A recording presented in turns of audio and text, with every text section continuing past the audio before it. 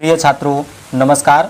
यदि आप क्लास 6 में पढ़ते हैं और 2025 में पेपर देने जा रहे हैं तो फिर आप इस वीडियो को पूरा देखिए, क्योंकि आज की इस वीडियो में हम आप सबके लिए लेकर के आए हैं 2022 और ये 2023 का पेपर है। यदि आप छात्रों इस वीडियो को देख लेते हैं तो आपके 2025 में पेपर की तैयारी काफ़ी ही अच्छी हो सकती है, इसलिए आपको वीडियो को पूरा देखना है और ये पेपर आपका हल सहित रहने वाला है। इस पेपर के सारे आंसर को जो है कि हम सोल्व कराएंगे इसी वीडियो में, और आपको जो प्रश्न समझ में नहीं आएगा वह आप हमसे कमेंट में भी पूछ लीजिएगा। और इसमें से कुछ ऐसे भी प्रश्न रहेंगे जो कि आपसे पूछा जाएगा, उसका आपको कमेंट में सही सही जवाब देना है, ठीक है। तो चलिए बिना देरी के वीडियो को स्टार्ट करते हैं और इस प्रश्नों को पढ़ना शुरू करते हैं। नोट, सभी प्रश्नों के अंक उनके सम्मुख अंकित है। पहला, निम्नलिखित में सही विकल्प छांटकर अपनी उत्तर पुस्तिका में लिखिए, ठीक है। तो इसमें आपको 5 नंबर मिलेगा। ऊन प्राप्त नहीं होता है, तो ऊन किससे प्राप्त नहीं होता है? भेड़ के बाल से क्या ऊन प्राप्त नहीं होता है, या फिर यहाँ पर ऊँट के बाल से, या फिर याक के बाल से, या फिर लंगूर के बाल से? तो जो आपका सही आंसर है वह आपका लंगूर के बाल से है, ठीक है। तो लंगूर के बाल से आपका ऊन प्राप्त नहीं होता है। चलिए ख की तरफ चलते हैं। एक कोशिकी जीव है। कोशिकी जीव क्या है? मनुष्य है, केचुआ है, छिपकली है, या फिर युगलिना है? तो आपका जो सही उत्तर है वह आपका स वाला युगलिना होगा, ठीक है। चलिए ग की तरफ चलते हैं। मेंढक रहता है, तो मेंढक कहाँ पर रहता है? स्थल पर रहता है, जल में रहता है, वायु में रहता है, या फिर जल थल स्थल दोनों पर रहता है? जल तथा स्थल दोनों जगह रहता है। तो मेंढक को आपने देखा ही होगा कि मेंढक देखिए जमीन पर भी रहता है और जल में रहता है, इसलिए आपका जो उत्तर होगा वह सही होगा स वाला, जल तथा स्थल दोनों जगह में रहता है। चलिए आगे चलते हैं। घर की तरफ। भोजन का पाचन होता है, तो भोजन का पाचन हमारा किसमें होता है? फेफड़े में होता है, आहार नाल में होता है, हृदय में होता है, या फिर वृक्क में होता है? तो जो आपका भोजन का पाचन होता है वह आहार नाल के द्वारा होता है, ठीक है। तो ये आपका जो सही आंसर होगा वह अ वाला होगा, आहार नाल में। चलिए अगली तरफ चलते हैं। किसी द्रव को गर्म करने पर वह बदल जाता है, तो किसी द्रव को यदि हम गर्म करेंगे तो वह हमारा वाष्प में बदल जाता है। तो इसका आंसर सही होगा अ ठोस में, ब गैस में, स द्रव में, द अपरिवर्तित रहता है। तो इसका देखिए जो सही होगा वह वाष्प में होगा, लेकिन यहाँ पे प्रश्न पूछा है तो इस प्रश्न के हिसाब से जो सही लगता है वह आप हमें कमेंट में बताइए। हमारे हिसाब से यहाँ पर गैस में भी हो सकता है, द्रव में भी हो सकता है। तो द्रव है, गर्म करने पर वह वाष्प में से बदल जाता है, या फिर गैस में ही आप समझ लीजिए। इसका जो सही होगा वह ब वाला होगा या फिर स वाला होगा, ये आपको कमेंट में बताना है। चलिए आगे चलते हैं। दूसरा, रिक्त स्थानों की पूर्ति कीजिए।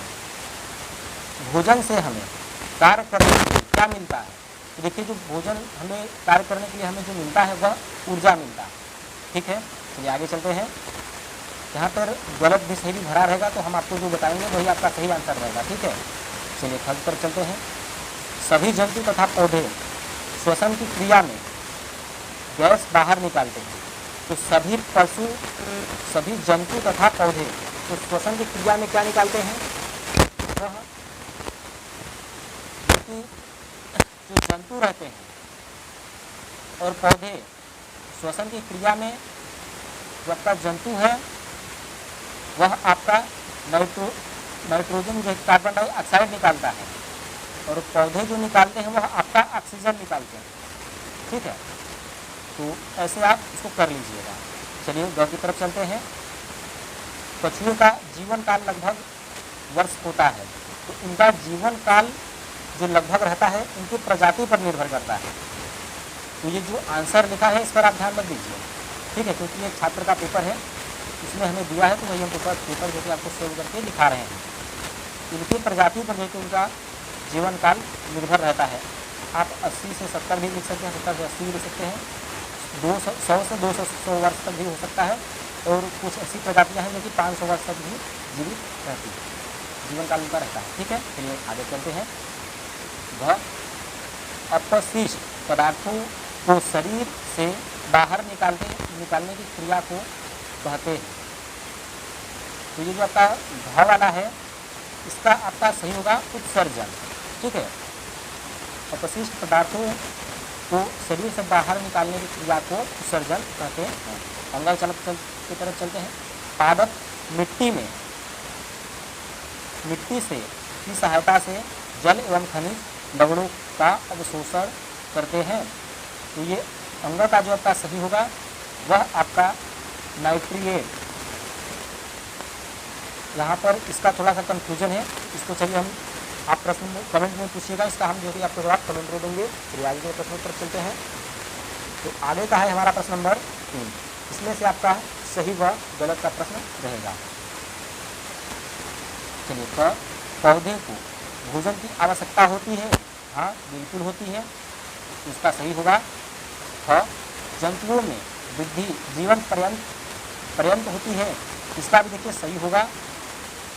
अमीबा एक बहुकोष्ठीय जीव है, तो ये आपका ग वाला जो होगा, तो इसका जो है कि अमीबा एक कोष्ठीय जीव है, नहीं ये नहीं, यह एक बहुकोष्ठीय जीव नहीं है, बल्कि यह एक कोष्ठीय जीव है, इसलिए इसका जो सही होगा वह गलत होगा। इसका जो आंसर रहेगा वह गलत रहेगा। इन दोनों का देखिए सही रहेगा, ऊपर और इसका दोनों का सही रहेगा, इसका जो सही रहेगा आंसर वह गलत रहेगा। ठीक है, तो अमीबा एक कोष्ठीय जीव। चलिए घर पर चलते हैं। गेहूं तथा धान बहुवर्षीय पौधे हैं, हाँ बिल्कुल। तो गेहूं और धान हमारा जो है कि बहुवर्षीय पौधे हैं, तो इसका भी देखिए गलत आंसर है, क्योंकि यह एक वर्षीय पौधे है। चलिए आगे की तरफ चलते हैं। सूक्ष्म जीव हमें नग्न आँखों से नहीं दिखाई देते हैं, सूक्ष्म जीव की बात हो रही है, तो यह बिल्कुल सही है, हमें नहीं दिखाई देते हैं, सही बात है। चौथा, सही जोड़े का मिलान कीजिए। तो चलिए सही जोड़े का भी मिलान करते हैं। तो हमारा जो कि प्रोटीन, तो प्रोटीन किस में मिलता है हमारा, यहाँ पर जो चीज़ लिखा हुआ है तो सभी को हम देख लेते हैं। तो विभिन्न प्रकार के दाल में, ठीक है, प्रोटीन जो हमारा मिलता है वह विभिन्न प्रकार के दाल में मिलता है। छात्रों, अब हम आ चुके हैं प्रश्न नंबर 3 में। यदि आपको कहीं भी कुछ भी कंफ्यूजन रहता है तो आप हमें फिर से कमेंट में पूछ सकते हैं। चलिए अब हम आ चुके हैं प्रश्न नंबर 3 की तरफ। निम्नलिखित प्रश्नों के उत्तर दीजिए। तो किन्हीं 2 अंतरिक्ष वैज्ञानिकों के नाम लिखिए। तो अंतरिक्ष वैज्ञानिकों के नाम है डॉक्टर विक्रम साराभाई और एक जो है हमारे डॉक्टर APJ अब्दुल कलाम। ठीक है, आगे तरफ चलते हैं। समांगी और विषमांगी मिश्रण किसे कहते हैं? तो समांगी मिश्रण जिस मिश्रण के सभी भागों का संघटन एक जैसा होता है उसे समांगी मिश्रण कहते हैं। और हमारा विषमांगी मिश्रण वह जिस मिश्रण के अलग अलग भाग का संघटन होता है इसे विषमांगी मिश्रण कहते हैं। तो चलिए आगे के प्रश्नों की तरफ चलते हैं। तो आगे का प्रश्न है हमारा, रुई तथा जूट पादप के किन भागों से प्राप्त किए जाते हैं?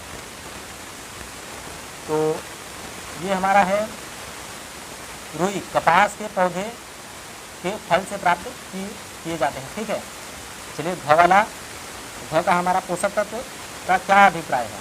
तो पोषक तत्व में पाए जाने वाले रासायनिक तत्व होते हैं, ठीक है, जिसकी ज़रूरत शरीर को स्वस्थ रखने के लिए होती है।